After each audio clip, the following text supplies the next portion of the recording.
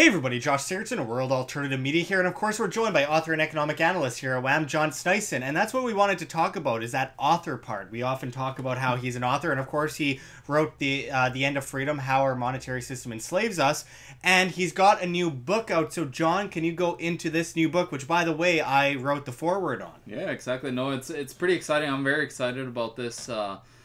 This is a game changer for the Canadians, especially that live in Canada. Now, of course, it's not going to only be for the Canadian person that lives in Canada, but if you're investing in Canada, it's highly regarded that you take a look at our book and see what's going on in Canada, because I go through a whole bunch of wide array of things that is going on in Canada. Now, of course, the book is called Canada, the Greatest Economy in the World. The facts you're not being told about your money and how to protect yourself from the coming crises. Because that's exactly what's going on. You need to know how to protect yourself because there is a crisis coming. If you believe in the governments around the world and Janet Yellen and everybody else, well, the world is fine, nothing is going on.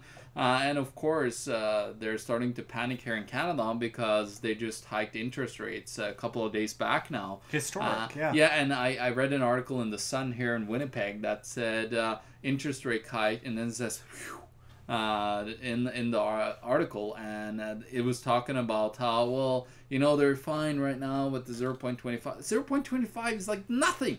And they're talking about how that was kind of like a whoa moment, but it's going to go way higher because what they're going to try to do is, of course, panic the central bank here, like Yellen is trying to do, raising interest rates so they could then cut it when it crashes. Yeah, what we're seeing at the Bank of Canada is insane. And it's interesting because yes, there's a lot of books out there talking about finance, macroeconomics, all that kind of stuff. But this is a bit different because obviously around the world, you get this idea of Canada, if you're not from Canada or you're not involved in the system in Canada, you get this idea that Canada is the greatest economy in the world. I hear that all the time. People constantly say, well, Canada's so great, you've got such a great system. But the fact of the matter is, it's not a great system. It's a terrible system. And you have to look into the basics and then move your way up to the more difficult and the more expert, and then have it put in a manner that's easy to understand so that you can actually keep yourself safe, because it's easy to just say, these are the problems, but it's another thing to provide, what can you do about it? No, exactly, and that's what I tried to do with this book. I think it's very important to point out what's wrong, what's going on, what is going to happen, and then, of course, come up with different solutions to the huge issues that we have today. Now, I'm going to go through the points. Of course, I'm not going to go through the whole book because that would take hours, but what I'm going to do is I'm going to go through a couple of pointers that will give you kind of an overview over what I talk about in my book. And I have a 12 main points, and then I have the 13th point is what is about to happen if we let everything go as it is continuing to go forward. 13, that's rather unlucky. Yeah, exactly. So that's not, it was actually not made that way, but yeah, yes, when you say it, it's perfect, right? So number one is how Canadian banks are way more leveraged than what they're talking about. They talk about the Canadian banks being some of the most solid in the world. Now, I talk a little bit about some details, and I show the numbers, how the TARP fund, the tax troubled asset and relief program in the United States that they had with the bailouts of the banks in the States, well, that money trickled to Canada because they had to bail Canadian banks out too, and nobody's talking about that. So I talk about that, and then I talk about a lot of risks with the Canadian banks, especially with the new legislation that have come in here in Canada with the bail-in legislation in 2013, right after Cyprus had their bail-in legislation, how, they suddenly came out with the legislation right after this happened. The Harper administration, and of course now it's trickled down, so Trudeau has renewed it every year, and so on. And they're looking at doing a lot more to it now. I heard some rumors from a lady that messaged us earlier yesterday, I believe it was. She was saying that they're actually now looking at they've been having this bail-in proposal, as they called it, and as nobody's coming forward because nobody knows about it, now they're saying that all the people in Canada consented to it. So now what she thought is that they might actually go ahead and like things are starting to crumble very soon. Yeah, absolutely. And with bail-ins, I mean, there's so many examples of how they're trying to manipulate the monetary system and manipulate the banking system in order to implement these bail-ins where we can do nothing about it. Yeah. And I mean, the bail-in regimes we first talked about a while ago before anyone was really talking about it, and we looked back, and this is for another report, but we looked back and found that actually the ESF, the Exchange Stabilization Fund, was talking about bail-ins as far back as the 1990s, yeah, and probably the first actual example of that use. All the inventors were supposed to invent it in the mid 2000, between 2000 and 2010. Yeah. Now, of course, that is not true. They've been knowing about this strategy for a very long time and having it ready. They just haven't implemented it yet. So there's more about that in the book, yeah, and then moving on to the next point. So the next point, it talks about how your money is not insured in your bank account. This is something that too many people believe that, oh, everything is great, everything is wonderful, the CDIC will take care of my bank account. And what they said, of course, is, you know, what happened in Cyprus, people don't even have looked into that. But what happened in Cyprus is they took X amount everywhere from, it was an average of 7%, I believe, they took of people that had underneath $100,000 in their bank account. Now, of course, in Canada, they have the CDIC only covers 0.79% of deposits under 100,000. So if one major bank goes, well, the rest is historic. I don't have to say much more than that, because that should tell you that big bank is more than 0.79% of all deposits under 100,000. Yeah. It's at least 5%, maybe up to 10% for sure. So that is another thing that people are led to believe, that these insurance funds that, you know, insure them, yeah, they might insure you, but then I also look at it and found out that, well, if it was fraudulent, then you're not insured as well. So, well, what if they could just say that, oh, it was just all a fraud, which it is. Yeah. Then they could say, oh, well, no money for you. We're going to take all your money and make the bank survive. Because that's what they do, the bail-in, recapitalization, whatever they call it. It's just to make the bank rich again. Number 4, I talk about how, of course, Canada went away from the fiat current, went away from the gold backing that the United States had, and of course getting away from borrowing money from their central bank, which is different from the American central bank. It's not privately owned. It's actually not by their declaration anyway. Yeah, but it's owned by the government, which is supposedly owned by the people, but you can kind of contest that. It could be, you know, the Queen, of course, that would own the Central Bank of Canada. And of course we have the Comer case and everything in Canada, and there's a lot of disputing about this. Yeah, but anyways, so what happened was that they went away from borrowing cheaply money from the central bank, and they actually went and borrowed money from the corrupt banksters, the RBC, TD, CDIC, BMO, all these guys. They were borrowing money from them instead of like, why would you do that? Why would you go and borrow that money when you could borrow? Wonder. Well, because they had to be accountable to the people through the Bank of Canada. That's why. And of course, they printed mass amounts of money and destroyed the Canadian currency since 74, when they went away from that whole scheme where they were accountable to non-accountable. The amount of debt created since then is unthinkable. Yeah. And then number 4 is how the Canadian Central Bank has no good reserves. We've done a video on this further back in time where we talked about how they were insolvent, technically insolvent. Well, they have just paper, and they used to have gold. There's no gold anymore. We confronted the finance minister, Bill Monod, on that, and now all that money is gone. He claimed that, gold doesn't really have much value. Well, not to Keynesians anyway. Yeah, of course not. But they don't have a clue how real economics work, and it's going to bite them so hard in the ass. And people are going to come with their pitchforks after a lot of these Keynesians that completely eviscerated and destroyed the global economy. And there's a huge power shift going on at the same time with gold, too, when we're shifting to the east. Yeah, exactly. So that's insane. Now, number 6 is... Canada, of course, has one of the highest fees on investments. It's called MERs, Management Expense Ratio. It has the highest in the world. People are paying. I had my in-laws. I looked at their investment one time. They had a fund in a fund, and they paid about 6% annually that they had to pay on their investment fund.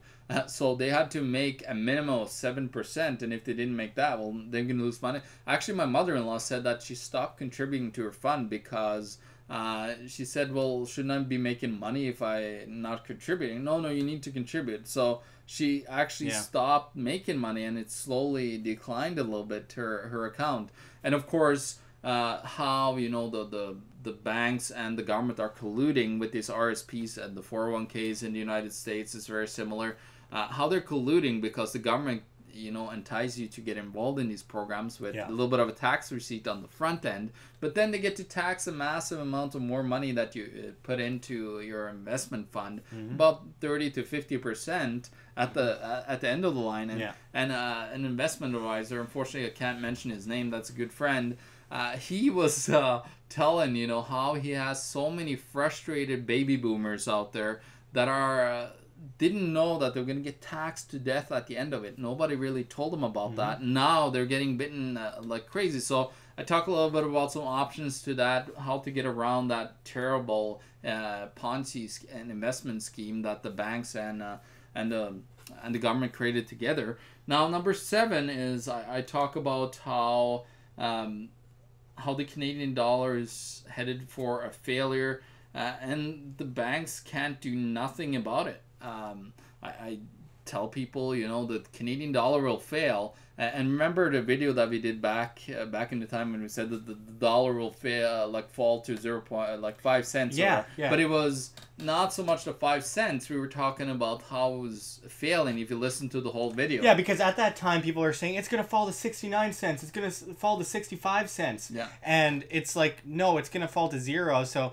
let's get a grasp on this movement of people saying it's going to fall to this before it bounces back up and it's all good, and make the point that no, this is going to crash. So let's say 5 cents. Yeah, so the problem is when you have fiat currency, Canadian dollars in your bank accounts, or if you stuffed it around at your place, the problem is that money, look at Venezuela where they're at right now, where that money is not worth anything. If you had 100,000 bolivars in your bank account back in the day, well, it's worthless like nothing, maybe 10 bucks, if you can say that now.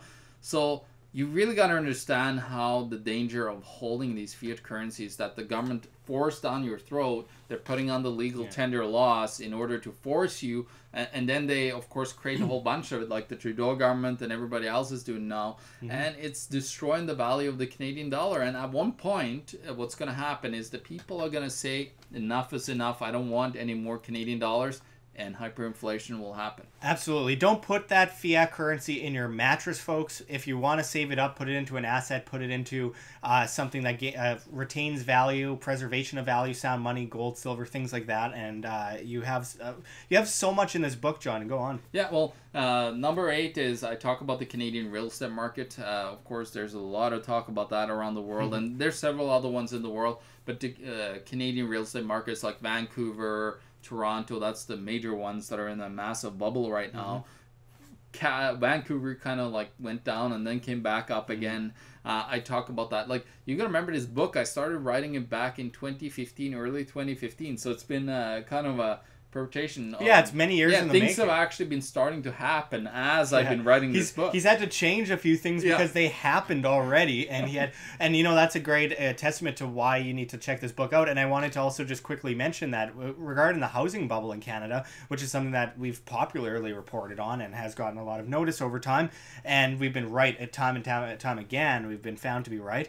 Interestingly enough, I just wanted to quickly throw this in that I was talking with Dr. Ron Paul just the other day, and I did an interview with him, and before the interview he asked me, so whereabouts are you from? And I said, Winnipeg, Canada. And he says, I've heard of that place, Canada, yeah, I've heard about that. He's joking around, and he said, you got a mighty big housing bubble going on up there, don't you? And I said, yeah. I mean, everyone knows it. It's known world around right now that the housing market in places like Toronto, places like Vancouver, and then leaking down into the States into places like Seattle, etc. Well, It's just insane. Yeah, there's other markets like on the prairies as well.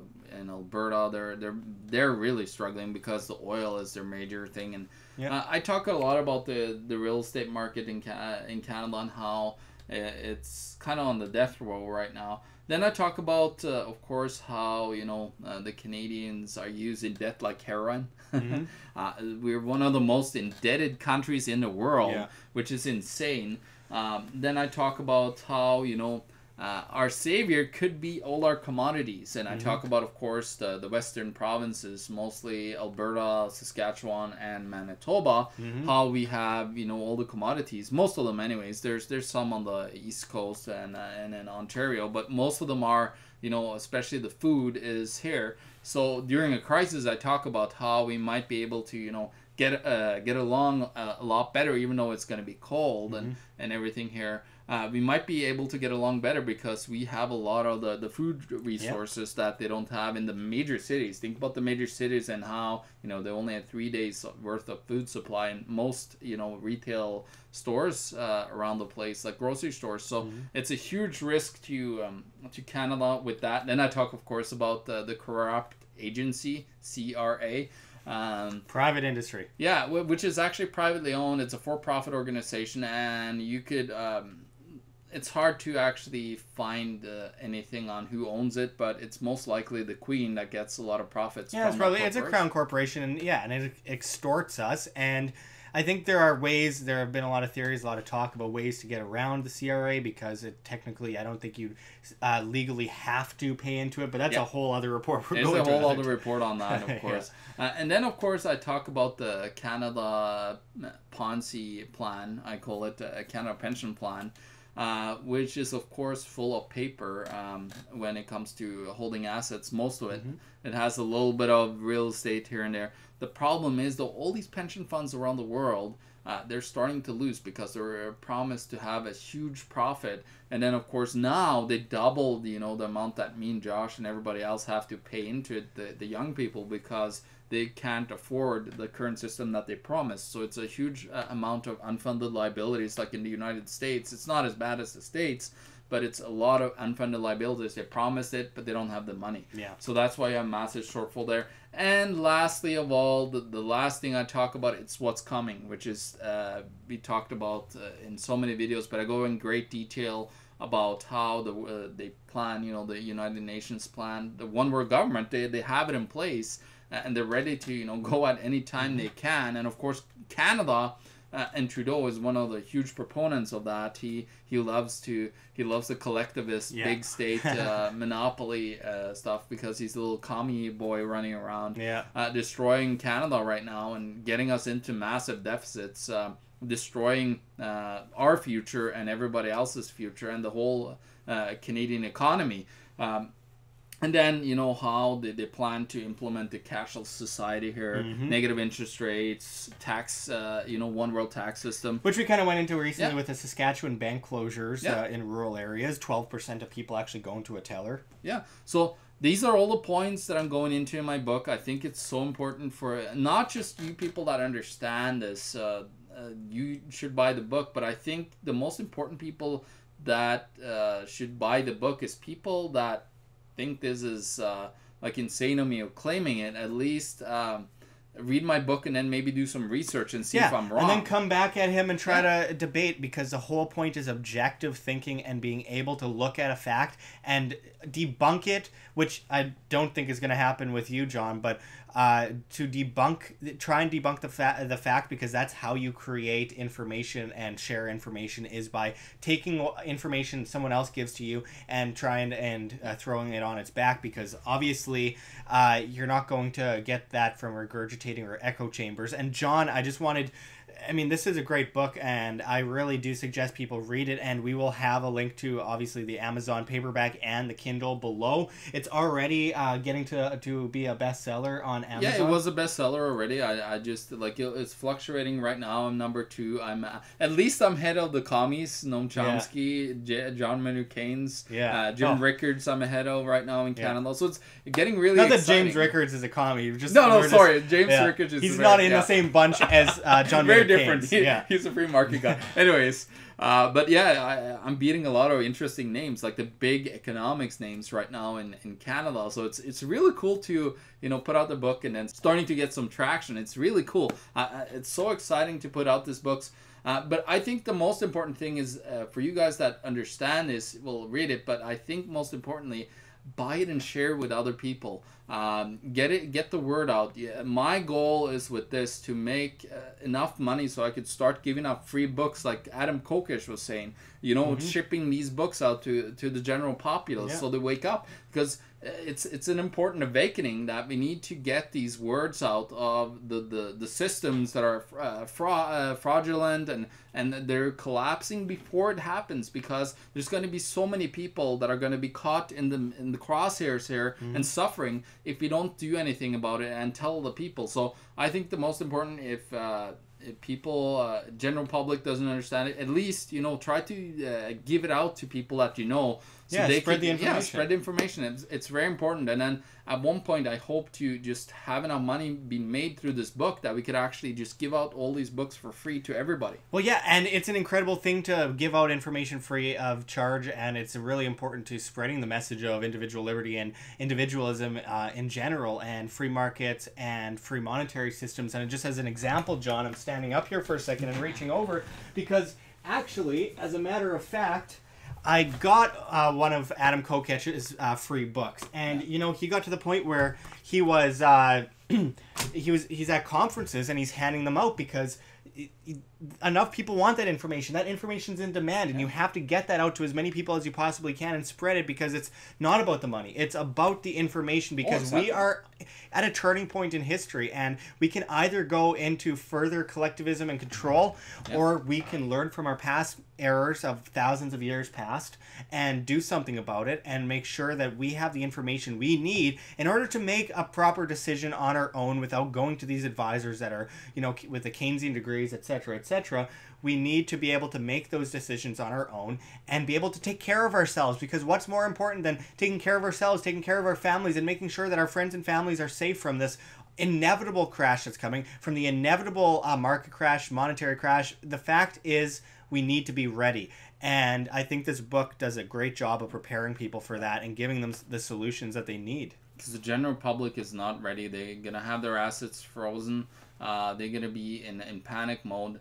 What if you had that information right before this happened? So at least you can make some changes to try to be a little bit more solid and not so fragile, which you would be under the current system.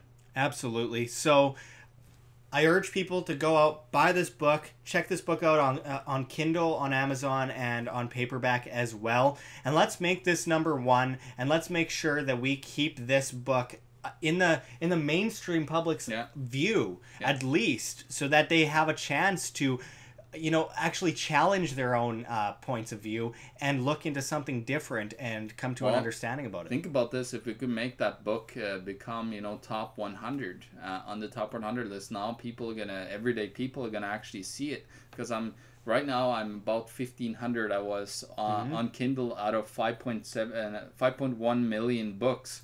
And that's quite the achievement. But think about if you can make it go all the way up to 100, and so we can have the general public see this book and be like, what the heck is this?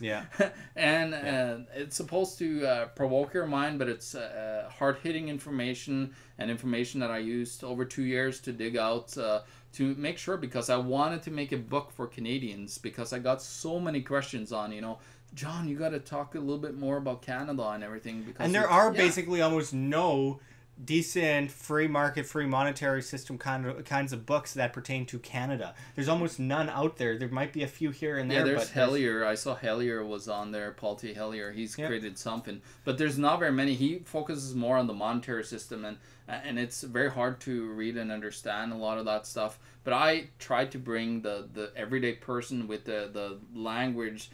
Some of my book might be a tiny little bit hard for some people to read. But the most part, I'm Norwegian, so I write in very simple English. I'm not very fancy and academic in my writing, so I think you will have a blast reading this. And from the people that have bought it so far and have gotten to take a look at it, they like what they've seen so far. Absolutely, and I like what I've seen, and I'm really glad that this is out because we've been talking about this for quite some time now about getting this out, and I know that you're happy with it, I'm happy with it, and I really hope that everyone else is happy with it. So check those links in the description and the comments for Canada, the greatest economy in the world, ? I want you guys to check out this book and give us your feedback and do what you can to spread this information. But until next time, thanks, John, for going into this, and we'll be back at you with much more. This is Josh Sigurdson and John Sneisen signing out from World Alternative Media. Find the truth, be the change.